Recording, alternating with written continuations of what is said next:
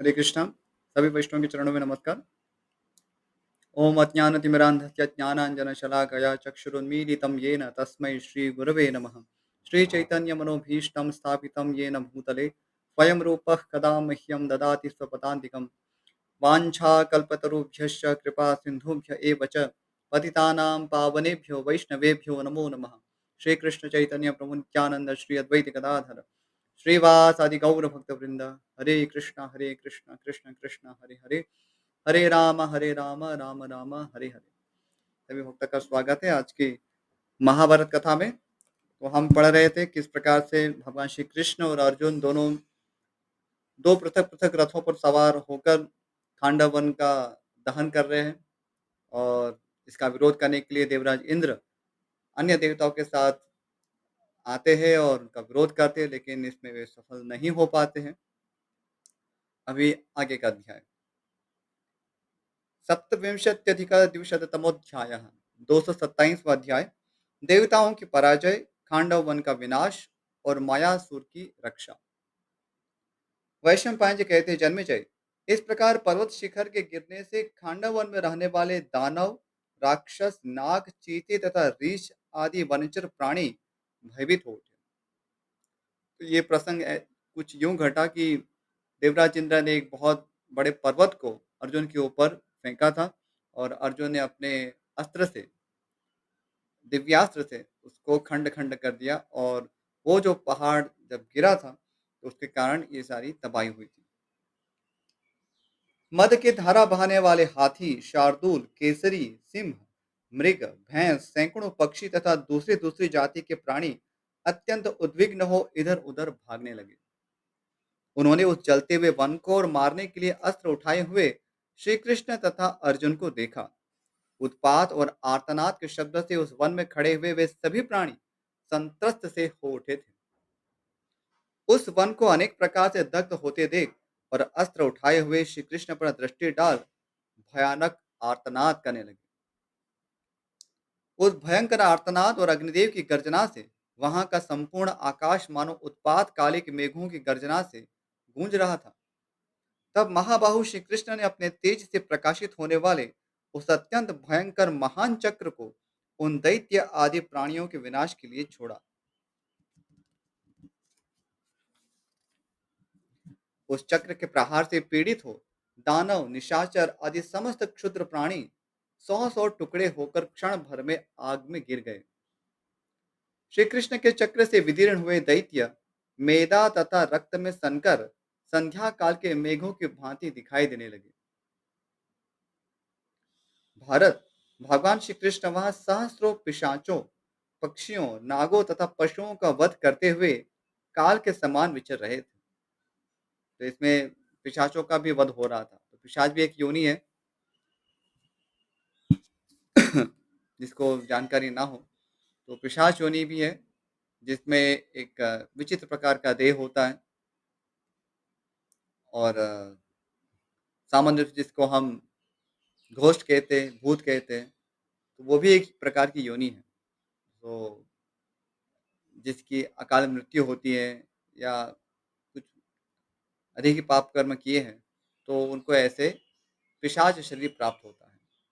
तो उस पिशाच शरीर में वो देख सकता है, अनुभव कर सकता है, और उसकी अपनी शक्तियाँ भी होती हैं।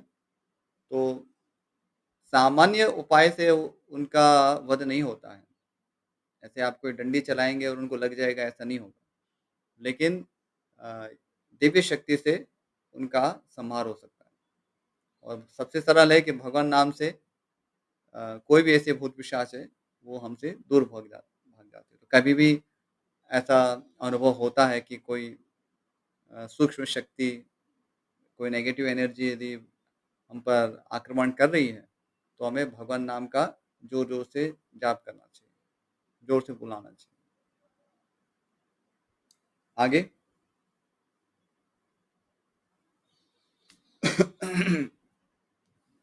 शत्रुघाती श्री कृष्ण के द्वारा बार-बार चलाया हुआ वह चक्र अनेक प्राणियों का संहार करके पुनः उनके हाथ में चला आता था।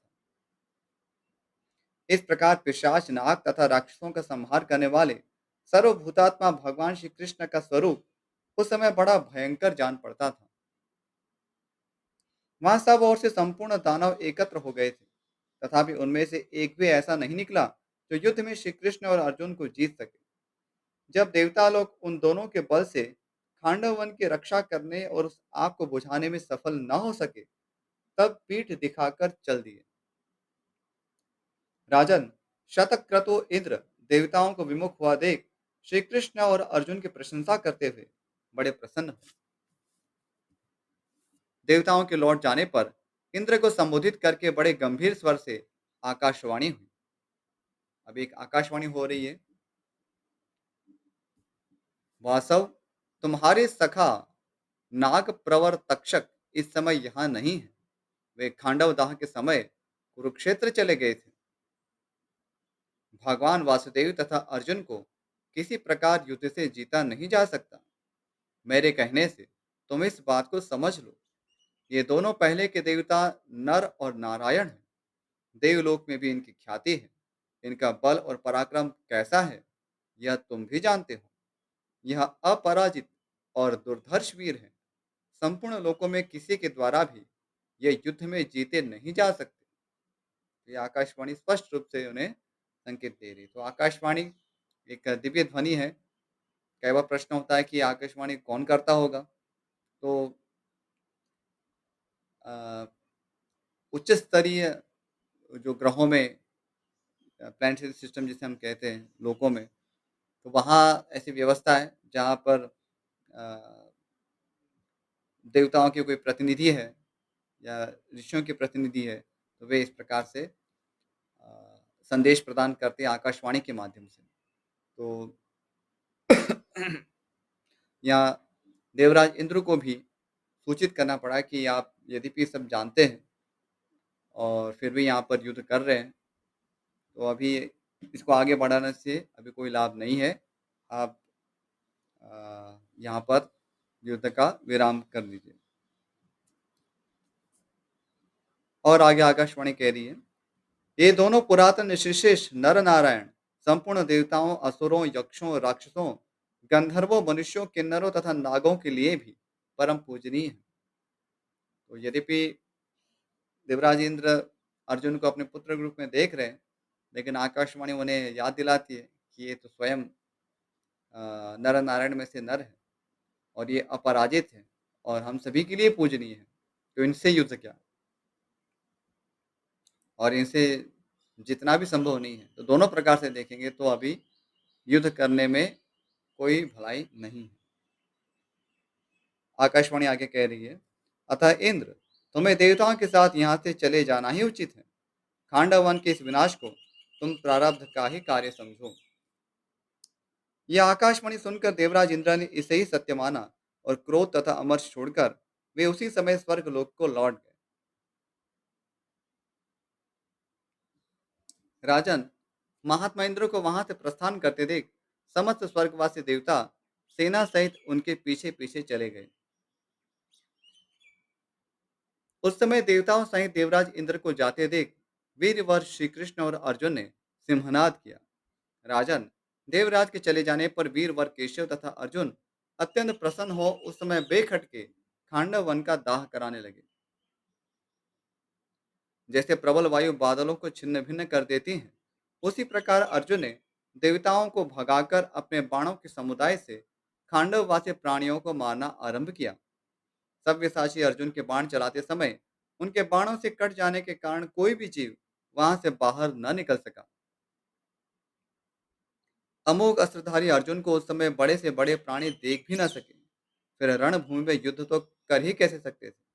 वे कभी एक ही बाण से सैकड़ों को बिंध डालते थे और कभी एक ही को 100 बाणों से घायल कर देते थे। तो ये अर्जुन का युद्ध कौशल था। वे अतिरथी वीर थे, युद्ध पटु थे, इसलिए अ, उनके लिए ये एक सामान्य बात थी। वे सभी प्राणी प्राण शून्य होकर साक्षात काल से मारे हुए की भांति आग में गिर पड़ते थे। वे वन के किनारे हो या दुर्गम स्थानों में हो, कहीं भी उन्हें शांति नहीं मिलती थी। पितरों और देवताओं के लोक में भी खांडव वन के दाह की गर्मी पहुंचने लगी।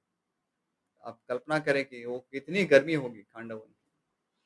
तो यहाँ केवल पृथ्वीलोक तक उसका प्रभाव नहीं था, अभी तो पितृलोक और देवलोक तक उसकी अग्नि पहुँची थी। बहुत सारे प्राणियों के समुदाय कातर हो जोर-जोर से चित्कार करने लगे। हाथी, मृग और चीते भी रोदन करते थे। उनके आर्तनाद से गंगा तथा समुद्र के भीतर रहने वाले मत्स्य भी थर्रा उठे। उस वन में रहने वाले जो विद्याधर जाति के लोग थे, उनकी भी यही दशा थी। तो कनेक्शन इश्यू आया है, 1 मिनट।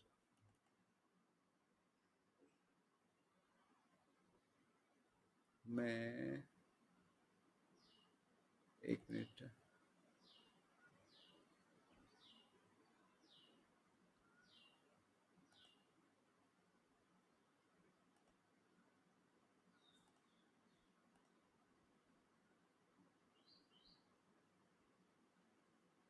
ओके,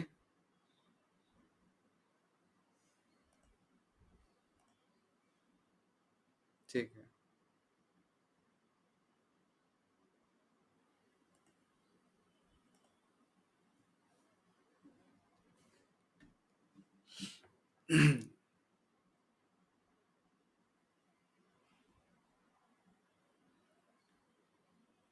उस वन में रहने वाले जो विद्याधर जाति के लोग थे, उनकी भी यही दशा थी। महाबाहो, उस समय कोई श्री कृष्ण और अर्जुन की ओर आंख उठाकर देख भी नहीं सकता था। फिर युद्ध करने की तो बात ही क्या है। जो कोई राक्षस, दानव और नाग वहां एक साथ संग बनाकर निकलते थे, उन सबको भगवान श्री हरि चक्र द्वारा मार देते थे। वे तथा दूसरे विशालकाय प्राणी चक्र के वेग से शरीर और मस्तक छिन्न भिन्न हो जाने के कारण निर्जीव हो प्रज्वलित आग में गिर पड़ते थे। इस प्रकार वन जंतुओं के मांस, रुधिर और मेदे के समूह से अत्यंत तृप्त हो अग्निदेव ऊपर आकाशचारी होकर धूम रहित हो गए। यानी कि इतनी अग्नि प्रज्वलित हुई कि वहां धूम का कोई स्थान ही नहीं था। उनकी आंखें चमक उठी, जिह्वा में दीप्ति आ गई और उनका विशाल मुख भी अत्यंत तेज से प्रकाशित होने लगा। उनके चमकीले केश ऊपर की ओर उठे हुए थे, आंखें पिंगल वर्ण की थीं और वे प्राणियों के मैदे का रस पी रहे थे। श्री कृष्ण और अर्जुन का दिया हुआ वह इच्छानुसार भोजन पाकर अग्निदेव बड़े प्रसन्न और पूर्ण तृप्त हो गए। उन्हें बड़ी शांति मिली। इसी समय तक्षक के निवास स्थान से निकलकर सहसा भागते हुए मयासुर पर भगवान मधुसूदन की दृष्टि पड़ी। अब एक दूसरी कथा आ रही है। तो वहाँ तक्षकनाग तो नहीं था, लेकिन दानवों में एक महान दानव मय जो थे, वो वहाँ पर निवास कर रहे थे। वातसारथी अग्निदेव मूर्तिमान हो सिर पर जटा धारण किए मेघ की गर्जना करने लगे और उस असुर को जला डालने की इच्छा से मांगने लगे। यानी कि अग्निदेव मयासुर के पीछे पड़े हुए थे। भगवान वासुदेव उसका वध करने के लिए चक्र लेकर खड़े हो गए। मई ने देखा, एक ओर मुझे मारने के लिए चक्र उठा है, दूसरी ओर अग्निदेव मुझे भस्म कर डालना चाहते हैं। तब वह अर्जुन की शरण में गया और बोला, अर्जुन दौड़ो, मुझे बचाओ, बचाओ। तो अभी मयासुर बहुत ही निपुण था, तो उसने देख लिया कि यहाँ स्वयं ईश्वर मेरा वध करना चाहते हैं और अग्निदेव भी इसी की याचना कर रहे हैं। तो अब एक ही मार्ग बचा है कि अर्जुन यदि इसमें हस्तक्षेप करे, क्योंकि अर्जुन भगवान के प्रिय भक्त हैं, तो वो यदि करुणा दिखाए, तभी मैं बच सकता हूँ। भारत, उसका भय युक्त स्वर सुनकर कुंती कुमार धनंजय ने उसे जीवन दान देते हुए कहा, डरो मत। अर्जुन के मन में दया आ गई थी, अतः उन्होंने मायासुर से फिर कहा, तुम्हें डरना नहीं चाहिए। अर्जुन के अभयदान देने पर भगवान श्री कृष्ण ने नमुची के भ्राता मायासुर को मारने की इच्छा त्याग दी और अग्निदेव ने भी उसे नहीं जलाया। यहाँ बहुत ही सुंदर प्रसंग है, जहाँ पर भगवान श्री कृष्ण यद्यपि मयासुर को मारना चाहते हैं, लेकिन अर्जुन चूंकि उन्हें अभयदान देते हैं, इसलिए वे उनका वध नहीं करते। तो भगवान के जो शुद्ध भक्त हैं, उनकी जो करुणा है, वो भगवान की करुणा से भी कहीं बढ़कर है, यहाँ सिद्ध होता है। यद्यपि भगवान श्री कृष्ण की लिस्ट में मयासुर आ चुके थे, जो भी उन खांडव वन में जो जिनका भी विनाश होना है। लेकिन चूँकि अर्जुन ने उनको अभयदा दिया था, इसलिए भगवान श्री कृष्ण ने उनको अपनी लिस्ट में से निकाल दिया। ये भगवान के शुद्ध भक्तों का प्रभाव है। इसलिए भक्ति में यही परम सिद्धांत है कि हमें भगवान श्री कृष्ण को प्रसन्न करना है। या हमसे बहुत सारे अपराध भी होते हैं, बहुत त्रुटियाँ होती हैं, तो अभी क्या करें? तो एक ही मार्ग है कि भगवान के जो विशुद्ध भक्त हैं, उनसे प्रार्थना करें, उनकी सेवा करें। तो उनकी सेवा मात्र से भगवान श्री कृष्ण अत्यंत प्रसन्न हो जाते हैं और हमारी जो भी त्रुटियाँ होगी या कुछ कमियाँ होगी, तो उसको दूर कर देते हैं। तो यही भक्ति का परम सिद्धांत है। आगे वैशंपायन जी कहते हैं, परम बुद्धिमान अग्निदेव ने श्री कृष्ण और अर्जुन के द्वारा इंद्र के आक्रमण से सुरक्षित रहकर खांडव वन को 15 दिनों तक जलाया। उस वन के जलाए जाते समय अश्वसेन नाग, मयासुर तथा 4 शानगक नाम वाले पक्षियों को अग्नि ने नहीं जलाया। तो मयासुर को तो अभयदान प्राप्त हुआ। अश्वसेन नामक जो नाग, जो कि तक्षक का पुत्र था, वो छलांग लगा के निकल गया। जब अश्वसेन की माता ने उनको निकल लिया था बचाने के लिए और अर्जुन ने उनके मस्तक पर प्रहार किया था, उस समय अश्वसेन वहाँ से निकल गया था। और फिर 4 शांगक नामक वाले पक्षी जो थे, वो ऋषि थे, इसलिए उनको अभयदान दिया गया। अभी आगे का अध्याय शांगोपाख्यान। मंदपाल मुनि के द्वारा जरिता शांगिका से पुत्रों की उत्पत्ति और उन्हें बचाने के लिए मुनि का अग्निदेव की स्तुति करना। जन्मेजय ने पूछा, ब्राह्मण, इस प्रकार सारे वन के जलाए जाने पर भी अग्निदेव ने उन चारों शांगकों को क्यों दग्ध नहीं किया, यह मुझे बताइए। तो यद्यपि मैंने आपको सार में तो बताया कि ऋषि कुमार थे, लेकिन अभी उसकी विस्तार से कथा आ रही है। विप्रवर, आपने अश्वसेन नाम तथा मय दानव के न जलने का कारण तो बताया है, परंतु शांगकों के दग्ध न होने का कारण नहीं कहा है। ब्राह्मण, उस भयानक अग्निकांड में उन शांगकों का सकुशल बच जाना, यह बड़े आश्चर्य की बात है। कृपया बताइए, उनका नाश कैसे नहीं हुआ? वैशंपायन जी कहते हैं, शत्रुदमन जन्मेजय, वैसे भयंकर अग्निकांड में भी अग्निदेव ने जिस कारण से शांगकों को दग्ध नहीं किया और जिस प्रकार वह घटना घटित हुई, वह सब मैं तुम्हें बताता हूँ। सुनो। मंदपाल नाम से विख्यात एक विद्वान महर्षि थे। वे धर्मज्ञों में श्रेष्ठ और कठोर व्रत का पालन करने वाले तपस्वी थे। राजन, वे ऊर्ध्वरेता मुनियों के मार्ग ब्रह्मचर्य का आश्रय लेकर सदा वेदों के स्वाध्याय में संलग्न और धर्म पालन में तत्पर रहते थे। उन्होंने संपूर्ण इंद्रियों को वश में कर लिया था और वे सदा तपस्या में ही लगे रहते थे। भारत वे अपनी तपस्या को पूरी करके शरीर का त्याग करने पर पितृलोक में गए, किंतु वहां उन्हें अपने तप एवं सत्कर्मों का फल नहीं मिला। उन्होंने तपस्या द्वारा वश में किए हुए लोगों को भी निष्फल देखकर धर्मराज के पास बैठे हुए देवताओं से पूछा। तो ये मंदपाल मुनि, ये अपनी तपस्या से पहुंच गए देवलोक, लेकिन वहां पर भी उन्हें उनका जो अभिष्ट फल था वो प्राप्त नहीं हुआ। तो वे पूछ रहे हैं, देवताओं, मेरी तपस्या द्वारा प्राप्त हुए ये लोग बंद क्यों हैं? उपभोग के साधनों से शून्य क्यों हैं? मैंने वहां कौन सा सत्कर्म नहीं किया है जिसका फल मुझे इस रूप में मिला है? जिसके लिए इस तपस्या का फल ढका हुआ है, मैं उस लोक में जाकर वह कर्म करूंगा। आप लोग मुझसे उसको बताइए। तो वे विनम्र होकर पूछते हैं कि यदि मुझसे कोई त्रुटि हुई हो, मैंने कोई कर्म नहीं किया हो, तो कृपा मुझे उसका ज्ञान कराइए, तो मैं उस कर्म को करना चाहूंगा। देवताओं ने कहा, ब्राह्मण, मनुष्य जिस ऋण से ऋणी होकर जन्म लेते हैं, उसे सुनिए। यज्ञ कर्म, ब्रह्मचर्य पालन और प्रजा की उत्पत्ति, इन तीनों के लिए सभी मनुष्यों पर ऋण रहता है, इसमें संशय नहीं है। यज्ञ, तपस्या और वेदाध्ययन के द्वारा वह सारा ऋण दूर किया जाता है। आप तपस्वी और यज्ञ करता तो है ही, आपके कोई संतान नहीं है, अतः संतान के लिए ही आपके ये लोग ढके हुए हैं। इसलिए पहले संतान उत्पन्न कीजिए, फिर अपने प्रचुर पुण्य लोगों का फल भोगिएगा। यहाँ पर एक वैदिक समाज का जो एक अ, अंगभूत ये विचार है कि हम सबसे ऋणी होते हैं और चूँकि हम पितरों की कृपा से हमें ये शरीर प्राप्त होता है, तो हमें इन पितरों का भी ऋण चुकाना होता है। तो उसका पितरों का ऋण चुकता है संतति का निर्माण करके, यानी कि संतानों को जन्म देकर। तो ये एक कर्तव्य के रूप में उसको कहा गया है। प्रायः लोग उसको एक भोग दृष्टि से देखते, इसका कोई प्लानिंग भी नहीं करते, वो एक पृथक विषय है। लेकिन वस्तुतः संतानोत्पादन जो है, वो ऋण मुक्ति के लिए किया जाता है। हम आज जो एक सात्विक समाज से बहुत दूर जा चुके हैं।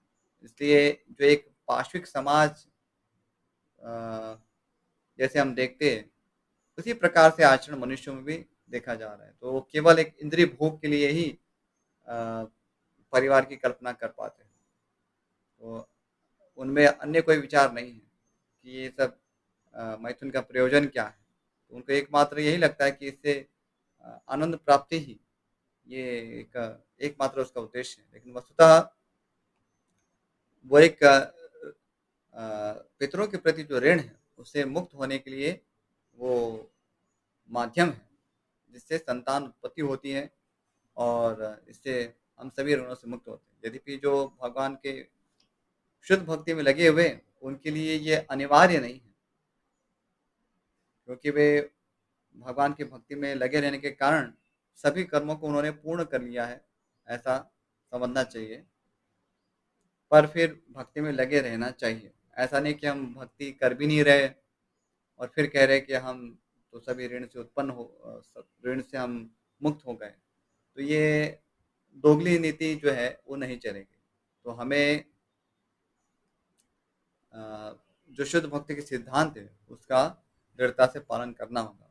उन सिद्धांतों के पालन में जो हमारे जैसे साधना है, तो साधना को पूरा करना, फिर भक्तों की सेवा करना, मंदिर की जो अ, सेवा पूजा है उसमें भाग ग्रहण करना और भक्ति के जो भी अन्य जो विधान है, जो हम घर में भी पालन कर सकते हैं, उन सबको करना। भगवान का प्रसाद ग्रहण करना और कुछ ग्रहण नहीं करना।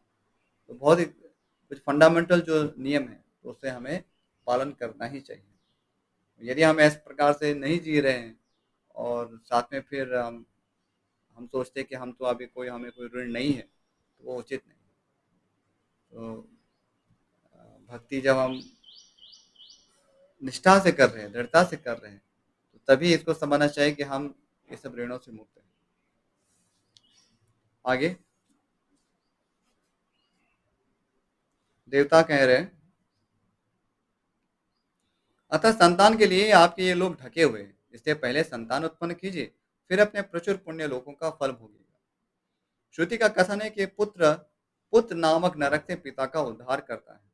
अतः विप्रवर, आप अपने वंश परंपरा को अविच्छिन्न बनाने का प्रयत्न कीजिए। ओम नामनो नरकात पुत्रस्त्रायते पितरम श्रुति ही। श्रील प्रभुपाद भी इसका वर्णन करते हैं कि पुम नामनो नरकात त्रायते इति पुत्रः। ये पुत्र का कर्तव्य होता है। आगे वैशंपायन जी कहते, जन्मेजय, देवताओं का यह वचन सुनकर मंदपाल ने बहुत सोचा विचारा कि कहाँ जाने से मुझे शीघ्र संतान होगी। यह सोचते हुए भी अधिक बच्चे देने वाले पक्षियों के यहाँ गए और शांगिक होकर जरिता नाम वाली शांगिका से संबंध स्थापित किया। अब ये बेचारे ऋषि थे और उन्हें लगा कि जल्दी से बच्चे पैदा हो जाए और अधिक मात्रा में भी यदि एक साथ ही हो जाते हैं, तो मेरा कार्य पूर्ण हो जाएगा। यद्यपि वे तपस्वी थे और उनको इस प्रकार से इसमें कोई रुचि नहीं थी, लेकिन उन्होंने सोचा कि क्यों ना मैं अपनी तपस्सिद्धि से एक पक्षी बन जाऊं। और विशेष यहाँ पे एक शांगी पक्षी की बात हो रही है, एक प्रकार के पक्षी की प्रजाति है। तो उसके माध्यम से यदि मैं संतान उत्पत्ति करता हूँ, तो अ, मेरा जो कर्तव्य है वो भी पूर्ण हो जाएगा, क्योंकि एक संतान का होना वो संतान का नहीं होने के बराबर ही माना जाता है। इसलिए यहाँ मंदपाल मुनि ने सोचा कि मैं यदि किसी मादा पक्षी को यदि ग्रहण करता हूँ पत्नी के रूप में, तो उसके तो एक साथ 2-3 अंडे, 3-4 अंडे तो होते ही हैं। तो इससे मेरा जो कर्तव्य है, वो एक ही बार में पूरा हो जाएगा। तो वही उन्होंने किया, क्योंकि वे ऋषि थे, इसलिए उनके पास ये सिद्धि थी। जरिता के गर्भ से 4 ब्रह्मवादी पुत्रों को मुनि ने जन्म दिया। अंडे में पड़े हुए उन बच्चों को माता सहित वहीं छोड़कर वे मुनि वन में लपिता के पास चले गए। अब लपिता दूसरी एक पक्षिणी है, दूसरी एक मादा पक्षी है। भारत महाभाग मंदपाल मुनि के लपिता के पास चले जाने पर संतान के प्रति स्नेहयुक्त जरिता को बड़ी चिंता हुई। तो लपिता के पास जो गए उसमें भी प्रयोजन संतान प्राप्ति ही थी, क्योंकि इसमें अधिक संतान प्राप्त हो जाते तो पितृ वो अ, पितरों को अधिक प्रसन्न कर सकते, ये उनका विचार था।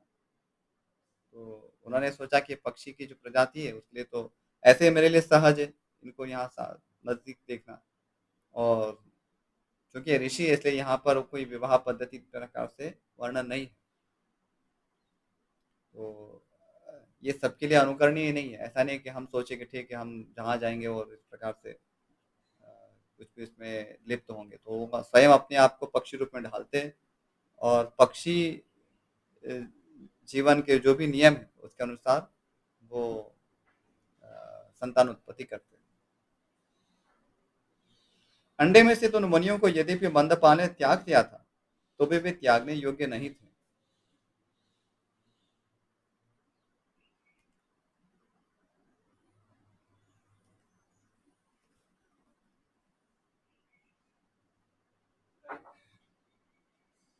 अतः पुत्र शोक से पीड़ित हुई जरिता ने खांडव वन में अपने पुत्रों को नहीं छोड़ा।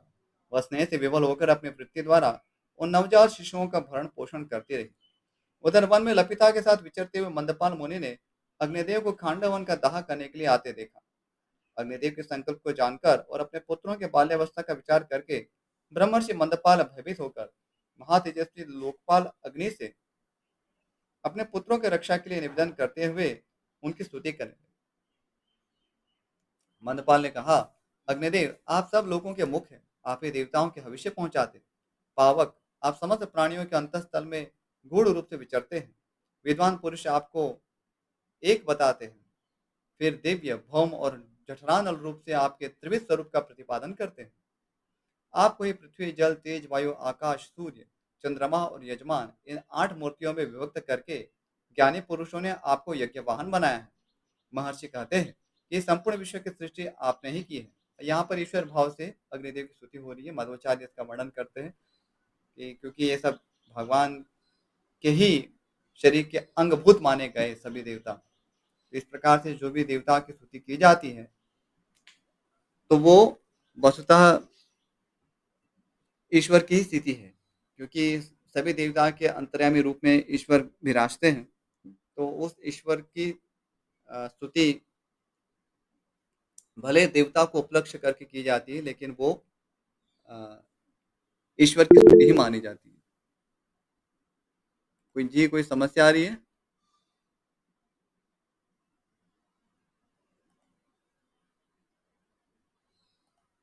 जी विवेक प्रो, कोई समस्या आ रही है? ऑडियो ठीक नहीं आ रहा था प्रभु जी बीच में अभी 2-3 मिनट। अच्छा, अभी अभी देखिए। अभी जी ठीक है अभी। अभी ठीक है तो अभी अभी तो ठीक आ रहा है प्रभु जी। अभी 1 मिनट में नहीं आ रहा था 1-2 मिनट में। ठीक है। आगे।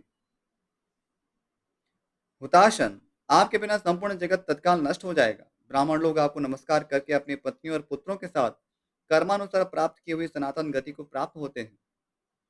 अग्नि, आकाश में विद्युत के साथ मेघों की जो घटा घेर आती है उसे भी आपका ही स्वरूप कहते हैं। प्रलय काल में आपसे भयंकर ज्वालाएं निकलकर संपूर्ण प्राणियों को भस्म कर डालती हैं। महान तेजस्वी जात वेदा, आपसे ही ये संपूर्ण विश्व उत्पन्न हुआ है तथा आपके ही द्वारा कर्मों का विधान किया गया है। और संपूर्ण चराचर प्राणियों की उत्पत्ति भी आपसे ही हुई है। आपसे इस पूर्व काल में जल की सृष्टि हुई है और आप में ये संपूर्ण जगत प्रतिष्ठित है।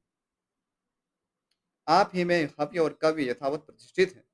देव, आप ही दग्ध करने वाले अग्निदेव धारण-पोषण करने वाले धाता और बुद्धि के स्वामी बृहस्पति हैं। आप ही युगल अश्विनी कुमार, मित्र यानी कि सूर्य, चंद्रमा और वायु हैं। वैशंपायन जी कहते हैं, राजन, मंदपाल मुनि की इस प्रकार स्तुति करने पर अग्निदेव उन अमित तेजस्वी महर्षि पर बहुत प्रसन्न हुए और प्रसन्नचित्त होकर उनसे बोले, मैं आपके किस अभिष्ट कार्य की सिद्धि करूं? तब मंदपाल ने हाथ जोड़कर हव्य वाहन अग्नि से कहा, भगवान, आप खांडव वन का दाह करते समय मेरे पुत्रों को बचा दे।